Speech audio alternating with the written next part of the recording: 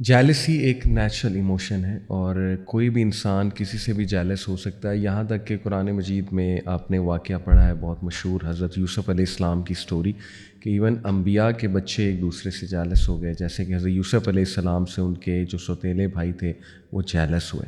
तो इसका मतलब ये है कि जेलसी इंसान के अंदर एक नेचुरल इमोशन है, लेकिन ये बहुत ख़तरनाक हद तक अगर इस लेवल पे चली जाए जेलसी कि ये इंसान को इतना नेगेटिव कर दे कि ये हसद में तब्दील हो जाए। और हसद की डेफिनेशन क्या है, जैसे कि सूरह फलक में हमने हासिदीन से अल्लाह सुब्हानहू व तआला ने हमें पनाह मांगने का कहा। हासिद वो होता है जो आपसे इस लेवल पे जेलस हो जाए कि वो अब ये चाहे कि जो नेमत आपके पास है वो आपसे छिन जाए और आप तबाह बर्बाद हो जाएं। और हासिद फिर इस लेवल पे दुश्मनी पे जाता है कि वो फिर आपको तबाह बर्बाद करने में लग जाता है। लेकिन ये भी हमें जो है वो कुरान और हदीस की रोशनी में ये बात पता लगती है कि सबसे पहले हासिद खुद अपना नुकसान करता है।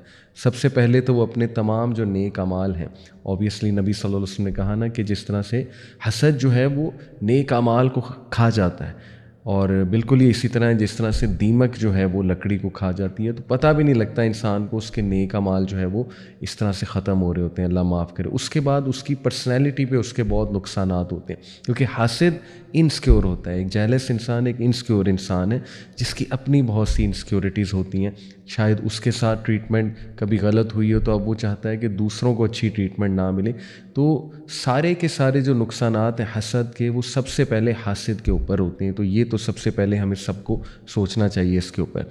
उसके बाद जेलसी इतनी बुरी चीज़ है अगर ये उस लेवल पर पहुंच जाए जो मैंने आपको कहा। एक तो है ना कि नेचुरल जेलसी कभी कभी भाई भाई को भाई से हो जाती है, ऐसे नेगेटिव कुछ इमोशंस आ जाते हैं माइंड में, राइट, और ये फितरी भी हैं। लेकिन इनको कंट्रोल करना, औज़ बिल्ला पढ़ना, इनके ख़िलाफ़ जिहाद करना, यही तो असल में वो काम है। जिहाद बिन नफ्स इसी को कहते हैं ना, और जिहाद बिन शैतान भी, शैतान के ख़िलाफ़ भी ये जिहाद है। तो बहरहाल जेलसी का एक बहुत बड़ा नुकसान ये है कि जेलसी हमारी जजमेंट को हैम्पर करती है और जेलसी हमें हक़ तक पहुँचने में रोकती है।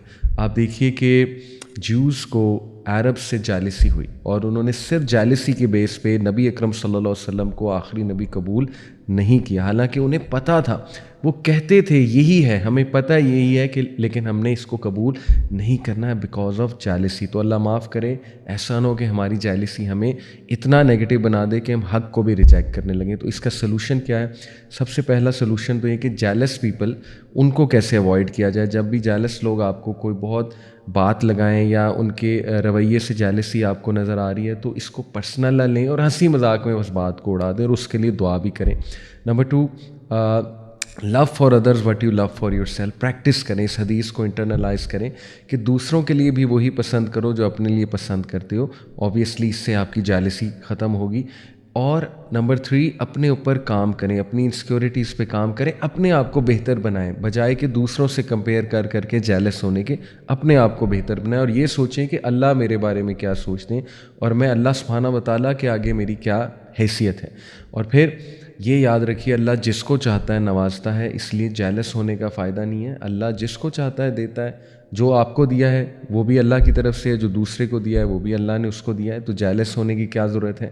मेक दुआ, अपने लिए भी दुआ करें और उसके लिए भी दुआ करें जिससे आपको जेलसी फील हो रही है। बल्कि मैं आपके सामने खूबसूरत हदीस रखता हूँ। अल्लाह के नबी सल्लल्लाहु अलैहि वसल्लम ने फरमाया, ये मवाता मालिक की जो है वो हदीस है, shake hands for this will dispel rancour and exchange gifts and love one another for this will dispel हेटेड। अल्लाह के नबी सल्लल्लाहु अलैहि वसल्लम ने कहा, हाथ मिलाया करो एक दूसरे से और गिफ्ट्स एक्सचेंज किया करो, क्योंकि इससे जेलसी, हेटेड और तमाम नेगेटिव जज्बात जो है वो ख़त्म होते हैं। अल्लाह ताला हमें जेलसी से बचाए और हमें पॉजिटिव बनने की तौफीक अता फरमाए।